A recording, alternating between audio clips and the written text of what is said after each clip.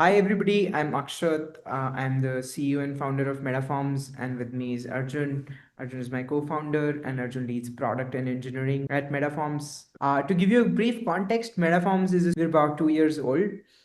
We entered market research about a year back. So, in terms of our evolution as a company, we started off as a generative AI startup and eventually verticalized into market research. And you folks have been very good to us since we came to the industry. So within just sort of 6 to 9 months, we've become the incumbent players when it comes to survey programming, and we are super fortunate to work with a lot of you. While we've been onboarding our customers since December last year for Decipher survey programming, it was primarily a co-pilot where you had to go through some learning curve before you started to get the benefits of the tool. And the primary promise of Metaforms is that you're able to deliver your projects faster. Somebody saying Akshat's voice seems a bit low. Awesome. Can you hear me now? Uh, awesome. All right. Yeah. So while we got started with Decipher, the promise to our customers has always been if it was taking about 36 hours to program a survey in Decipher today, Metaforms can potentially reduce that to about 3 hours once you are a pro at using Metaforms. Though this also means that you have to go through significant training when you start to use Metaforms. This is almost like Metaforms is inventing a new job role of AI survey programmer for the industry. Today, we are trying to take it one level further, wherein AI becomes even more autonomous in terms of the suggestions and ideas it has about how you should program. And the role of a survey programmer further evolves to spend time on the most complex and specialized actions. And our goal always has been when you start with the document, a lot of the effort just goes in copy pasting and configuring very basic items. We want to make sure all of those problems are just handled by AI and you get to spend most of your time on the most complex problems all the time. So that's sort of some overview of Metaforms. In addition to survey programming for Decipher, we've recently launched an integration for Confirm It. So I think some of you are also working with us for Confirm It now. We've also recently started supporting a lot of other platforms apart from Decipher and Confirm It and Fosta. We are also starting a data processing module. I think our current customers already have access to it, where we help companies write validation scripts for SPSs and dimensions. In addition to that, we've recently started doing tabulations and analysis as well. We've also launched Research Manager and Project Manager AI. And the pattern you can see here is Metaform's ultimate goal is to reduce the time to insights for customers and the executives at companies making critical business decisions. And towards that, we've been building all of these AI agents that help our customers. So, super grateful to actually be a part of the session today and to be engaging with all of you. Before we get started, Arjun, do you have anything else to add? No, I think we're good. Awesome. All right. So, like I said, if you've been using Metaforms already, you're familiar with the workflow, which is you come and upload a document. Metaform starts making suggestions about the code that you should be writing. So, Metaforms writes, let's say, 5 questions for you. You review them and move on to the next five. If you're doing something more complex, you might have to prompt Metaforms a little bit for it to actually do the action item correctly. And then you can move on to the further questions. Today, Metaform supports maxdiff, conjoint, segmentation, complex validation, quota sheet creation, and other complex functionality as well. Today, our goal is to show you the newest version of Metaforms, and we are calling this co-pilot, which is Agentic. I let Arjun give it the right names though. So this is the Agentic co-pilot, wherein AI is also able to determine the next actions on your behalf. So not just you telling it to generate the next five and then deciding to write some custom prompt in order to execute the next action. Now AI can itself be like, hey, I need some time, or this is what I'm doing for you. And then you can make higher order judgments about whether that's the right thing to do or not. So that's the purpose of today's demonstration, to give you a quick overview of that. After today's webinar, if some of you want to get private access to it, we're happy to provide that. And of course, very happy to answer questions about the demo that you're going to be seeing today. All right. I think so. Akshat was talking about what is the Copilot model that we follow today, and I'll quickly show you a recap for the folks who haven't seen the current Copilot model as well, right? But lastly, just to sort of summarize the problems that we have, I think Akshat, you did briefly talk about this. the number one problem that we've seen a lot of people face is, hey, I have to now go and prompt, right? So there's a new artifact that gets invented now that you have to use AI. So before that, I just go and write code. So that is the only medium in which I communicate with sort of how I want to program things. But suddenly now there's a new artifact, which is I have to write prompts and I have to sort of verbally describe how I want code to be written, right? So it's a new skill that I have to sort of learn over time. The second is there is also now, because I'm asking AI to generate, I need to figure out when to ask AI to start generating, when to stop generating, when is it supposed to generate XML, when is it supposed to generate quota sheet, and I have to sort of switch between it. So I essentially, as a survey programmer, act like a sort of orchestrator who's using different AI features to overall come to the final outcome of having a survey fully programmed. Right? The third problem that we've seen is, especially Metaforms users would specialize, sort of empathize with this, which is there's also a specializations feature where you have advanced features like max diff, conjoint, and so on. But you have to make sure that you do select these features when you use Metaforms. So if you're programming a questionnaire which has max diff question, which is Q10, if you reach that point, you have to go and select that feature, right? So just knowing that I have to do that all the time, and then if I miss it, it's not going to do the right thing. That's again like it takes a toll on what I have to do as a survey programmer. The next is I also have to make sure that any supporting files that I need to bring in order to use Metaforms. For example, if I'm doing a maxdiff question again, I still have to bring in the dat file, which will be referenced while writing the code, right? Similarly, for segmentation, if I have to use images or media files within the survey and so on, I always need to be conscious of the fact that all the files that AI requires to be able to program it correctly, I'll need to bring it in, right? And the last two are, of course, hey, I need to constantly sort of sync whatever changes I've been making very frequently. So if I make first three questions and if I program it, I need to sync it to make sure that Decipher does not identify any syntax errors. And if at all it does, I need to go and fix it before I move on to the next one, right?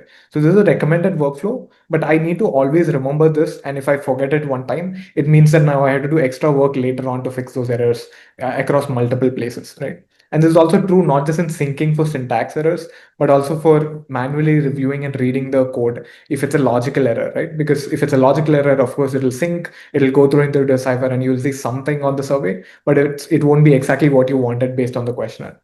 So these are the sort of set of things that, because we solve the fundamental problem of, hey, you don't have to write code, these are the secondary problems that sort of evolve in the new artifact that you use with Metaforms. Of course, this takes much lesser time compared to if you were to program it yourself.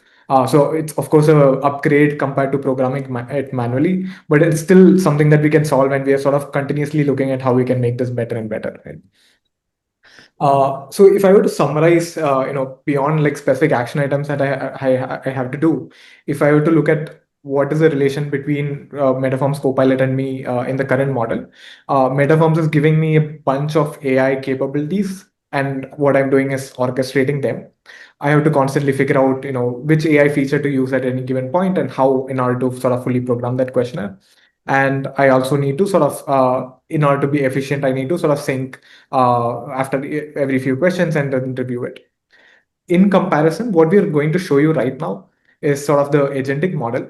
And here, the primary sort of high level difference that you're going to see is, instead of you being the orchestrator, you'll see Metaforms being the orchestrator of what you need to do to be able to program it, right?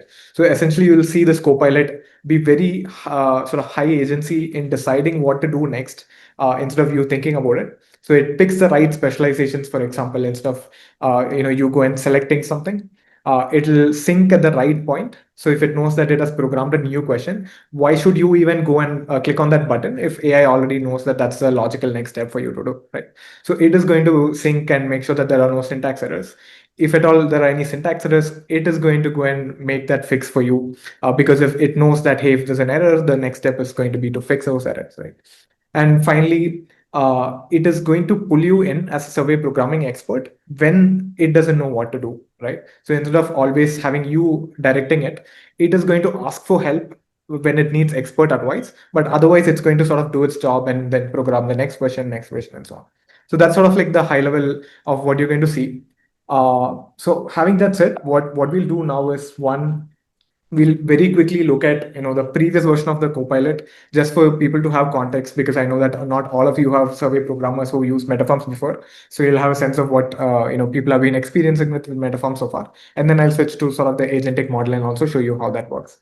So let me And just in fact, Arjun, while you're pulling it up, one of the things that I was just thinking about as you were talking about the older version and the newer version, when we went to market in December last year, I think Metaforms was a massive upgrade to today's manual programming, which is to say, today you were using maybe some custom clips, you had some, automations built into your editors offline, and so on and so forth. When Metaforms came in as a cloud app powered by AI, you were able to instantly start generating code for some of the basic stuff and progressively the tougher stuff as well. So while that was a massive improvement for our customers, what we've always maintained is Metaforms is a directional bet for our customers. What that means is there are programming teams who are more forward looking and want to adopt AI because they see that's where the industry is headed, and there are teams that don't. The teams that take that directional bet are the ones that get to experience the benefits of using Metaforms newer version as well. So today what you're going to see is going to be a massive evolution from what we've done historically to being able to do it now. And of course, like, today is not the end. Metaforms will also go through evolution 6 months later. But when you're actually investing in Metaforms, you are primarily making a bet towards the fact that any AI improvement that keep happening, and I'm sure all of you keep updated with everything that OpenAI, Claude, Gemini keep doing all the time. When you have all of those newer advancements happening almost every month, when you're picking Metaforms, you're essentially saying, hey, now I can bring all of those advancements to my workflow tomorrow instead of having to either try to build it in house or try to like use a patchy workflow of using a chat interface to accomplish something, but not really be able to get the benefits out of it.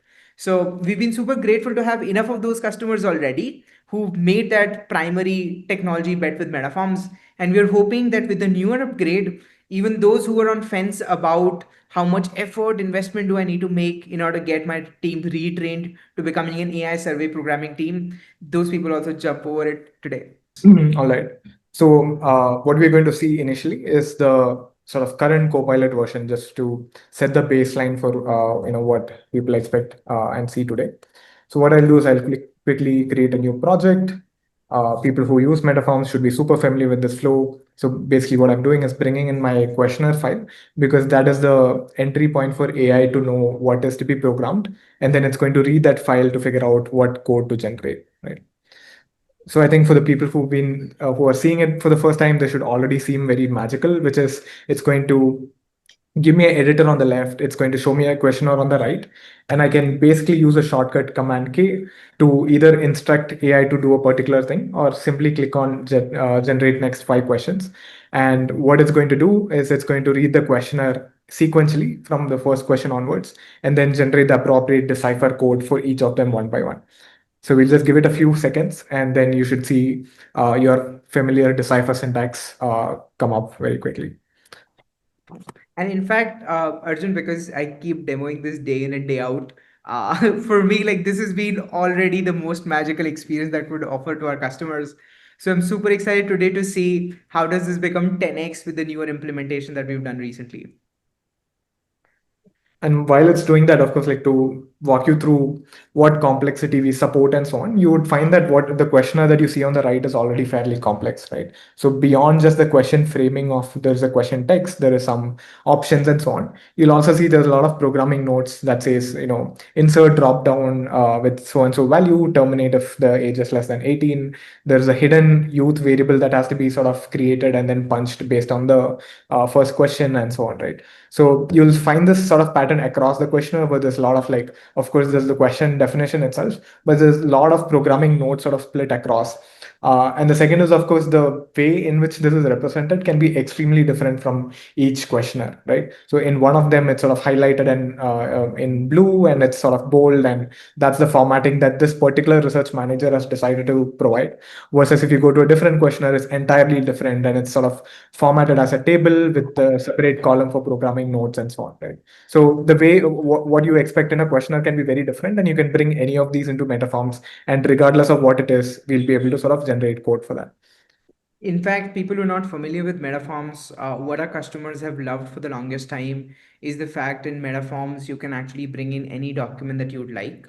So irrespective of the formatting that you have, whether it's a PDF or an Excel sheet or a Word document, you can essentially bring all of that written in quirky ways that researchers like it, and Metaforms is still able to generate code for you. And you can see a lot of the complexity being handled out of the box in the first generation itself. So, for example, a lot of programming notes around following the same order as a previous question and only showing rows that the previous questions rows were selected. All of these logics that you are very familiar with as a survey programmer and would have implemented multiple times, but still think requires a bunch of thinking around how to implement. You can see that out of the box while it's generating, it's being able to handle all of these, right?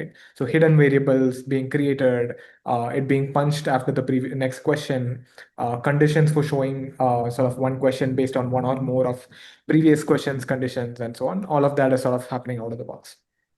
Yeah. In fact, like one of the funny things that our customers always hear when we are on demos is the fact that neither Arjun nor me can read decipher code. So even though like Metaforms primarily helps survey programmers create decipher code, we of course work with subject matter experts. Some of you who are our customers would be familiar with Murli, who's a primary survey programmer at the company and is a part of all the onboardings. So if you see something that seems a little bit wrong, you're probably right, and we would not be able to check whether it is wrong or not. But I think you get the point. So like you use Metaforms to generate text, which is for decipher. And if you want, you can simply use Metaforms as an editor or select a blob of text, give it edit commands, and it can edit it for you as well. Arjun is currently walking through the quota functionality as well, wherein he has switched the tab from XML to the quota sheet, and now he's given it the command to actually generate the quotas for the screener question, and that's what it has done today. So this is the current workflow broadly. Arjun, is there something else you want to add?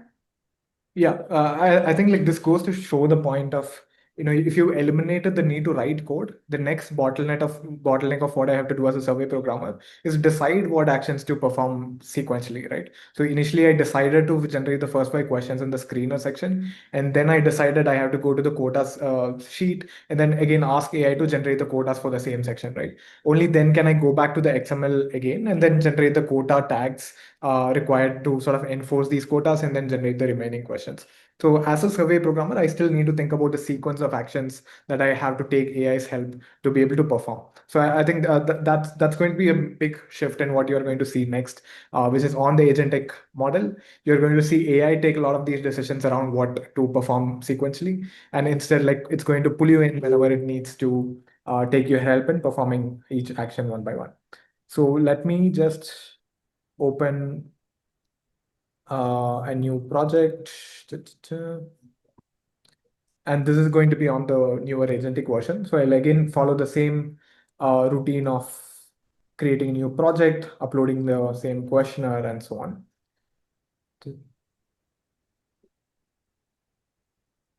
Awesome. So one big shift that you're going to see is instead of having a widget that you have to sort of use a shortcut to bring every now and then, because now you are again taking a decision of when to invoke AI and where exactly within the editor I want AI to write code, right? So we've eliminated the need for you to take that decision in the first place. And instead, what is going to happen is you are going to see this sort of AI panel at the bottom of the screen at any given point. And that's going to be your central source of what AI is doing at that point, what help it needs from you, and so on, right? So let me just quickly switch to a project where I already have this started. And what you're going to see is again, like it programmed question one, it programmed question two. And at any point, you can see all of the questions that it has programmed so far. What you're also going to see is instead of treating sort of AI like a black box, where in the earlier model it was a copilot driven model, and you are sort of seeing code being written, multiple questions across. Here, what you're going to see is for each question, AI is being extremely explanatory in terms of what part of the questionnaire it's reading right now, and as a result, what code is it generating right now. So when I switch to question one, you'll see that it's reading this particular part of the questionnaire, which is, hey, insert drop down, how old are you is the question title. And there's a programming note that says insert drop down, with some values and so on, right? And you're also going to see all the other programming notes in terms of the terminate conditions, hidden variables, and so on.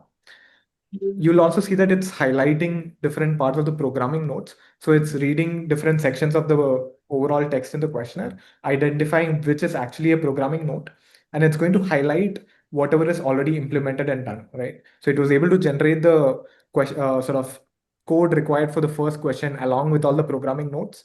And once it did that, it was able to highlight saying, hey, I read this part of the questionnaire and I programmed it, right? So now it becomes much more easier for you to review and do the QA for programming, because now you're looking line by line and making sure that AI has read that line and then implemented the appropriate logic for that particular line. What you'll also see is, like I said, one of the manual actions that we had to do was syncing into Decipher, right? So you had to remember to click on that button. If there were errors, you had to fix it and so on. Here, what you'll see happen is after it programmed question one, it also acknowledged that one of the tasks it had to do was sync into Decipher. So it went ahead and did that. And in this case, there were no errors. So it said sync successfully into Decipher, right? So in this case, of course, we generated good enough code that there was no error from Decipher to fix in the first place. And broadly, like Arjun was talking, one of the most critical feedback that we receive from our customers all the time is, hey, while you're helping us automate the code generation, uh, it sometimes can be that the programmer is not using the Metaforms recommended workflow, which is to say you were supposed to match the code that Metaforms was generating next to the questionnaire that you were seeing. But because it's also, easy for you to just keep generating as much as you like, you'll just keep going instead of really following the workflow of reviewing and then syncing, fixing the errors, and then moving on to the next bit. Because people were usually missing that out, it might mean that they sometimes would have to spend a lot more time trying to QA the questionnaire that they have just generated. So it would mean that you've spent, very little time actually generating it, but now you're spending a lot of time trying to QA it because you did not follow the workflow.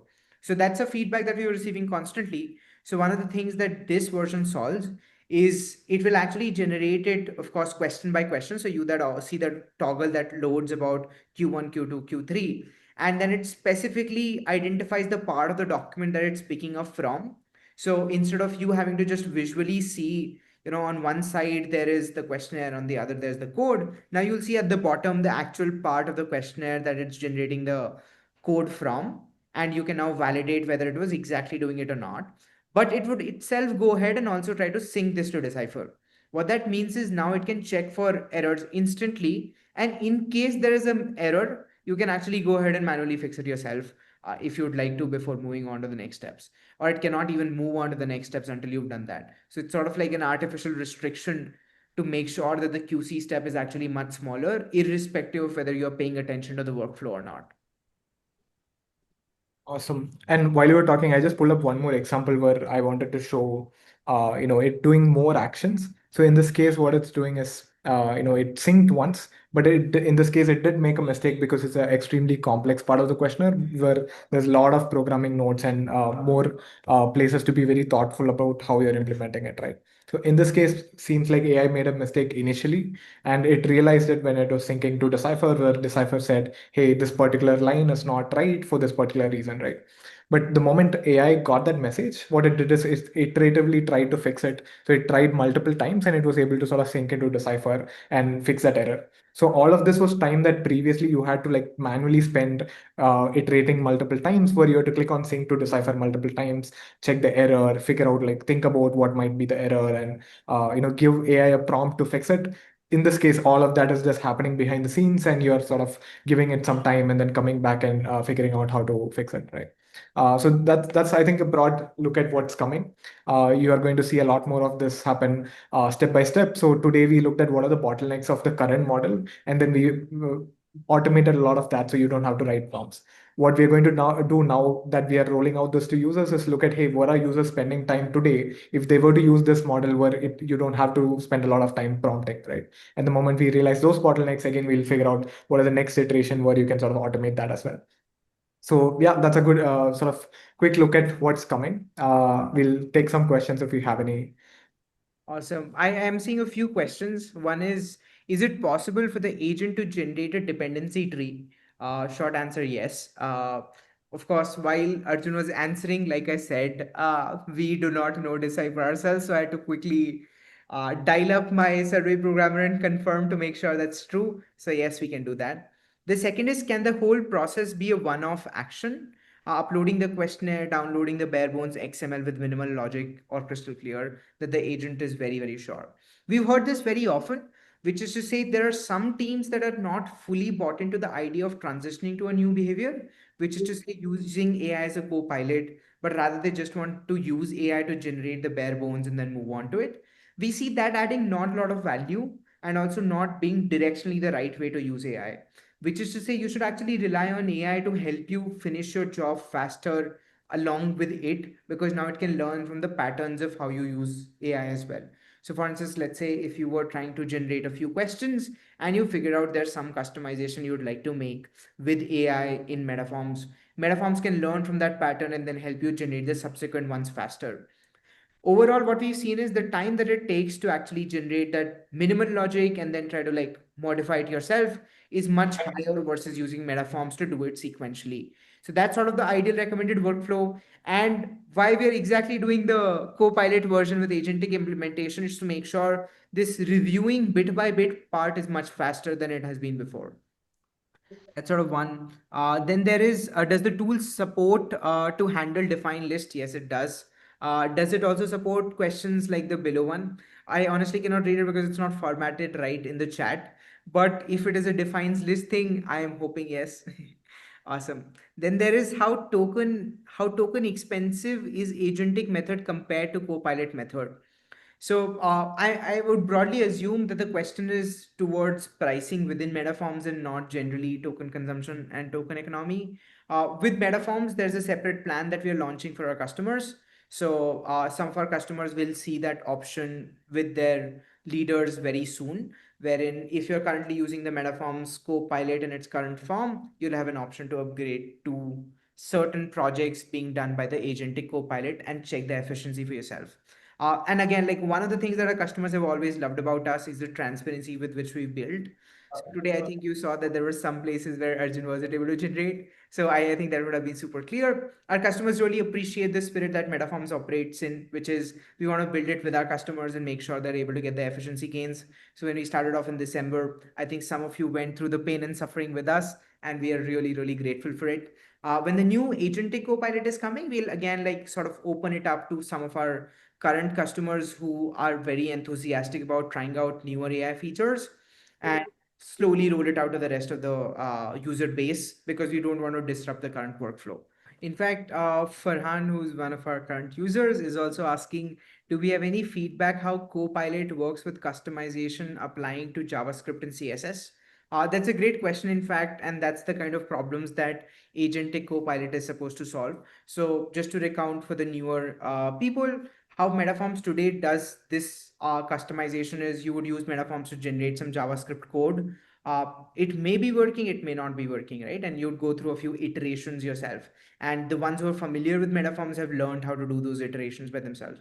Now, the goal is if AI can actually self detect the errors that it's making in that code for it to be successfully working, it can actually fix them by themselves, right? So you will actually start to see Metaforms also make those corrections on your behalf to reduce the iterations that you are going through. So that's exactly the problem that we are trying to solve with this. So you're spot on. And also like this is as we said, this is like very, very early for us today. So we would want like the folks who are most excited about like trying out the agentic implementation to only work with us when it comes to like trying out these new features. But what we wanted to make sure is directionally put out where Metaforms is headed and what we're trying to accomplish in the newer versions. Also for our current customers to also understand that the learning curve is going to get smoother and you're going to have a much amazing time using the product and saving time. All right, beautiful folks. Thank you for joining. We will send this recording later. If there's anything, please feel free to email us. And as always, we're there for you getting this done. All right, cheers. See you. Bye.